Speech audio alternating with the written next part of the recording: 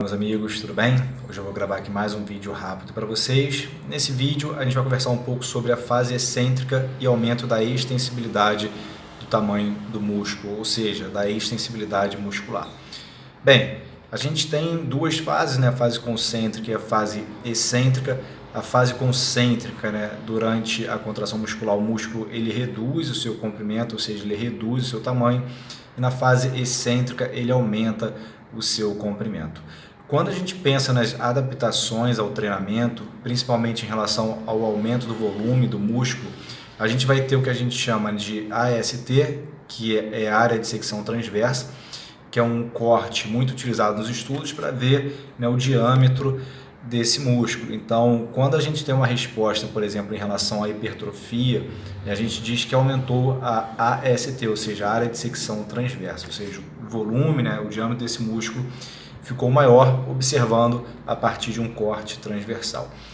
Em relação a essas adaptações, por exemplo, de hipertrofia, né, adaptação de sarcômero, por exemplo, a gente vai ter o que a gente chama de adaptação, né, adição de sarcômeros em paralelos, ou seja, um do lado do outro, e também a gente vai ter a adição de sarcômeros em séries, ou seja, um, né, abaixo do outro ali.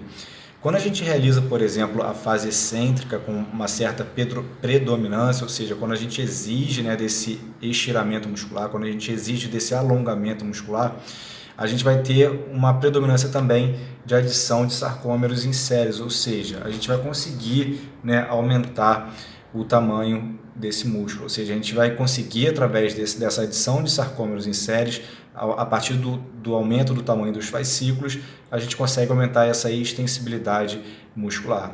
E isso também é muito importante, não só pensando nos aspectos relacionados à performance, mas também na prevenção de lesão.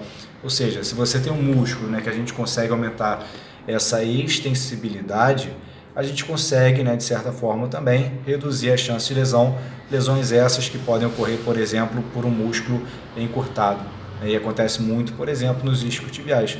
E uma das razões, né, pela qual a flexão nórdica tem sido bastante utilizada recentemente, tanto para aumento de força, quanto também, né, para essa adição de sarcômeros em séries e aumento do tamanho do fascículo, que aumenta essa extensibilidade muscular. Então, se você reparar, muitos estudos relatam sobre a flexão nórdica, muitos atletas, né, têm utilizado a flexão nórdica, muitos professores, coaches, treinadores têm utilizado a flexão nórdica justamente por essa ênfase na fase excêntrica do movimento.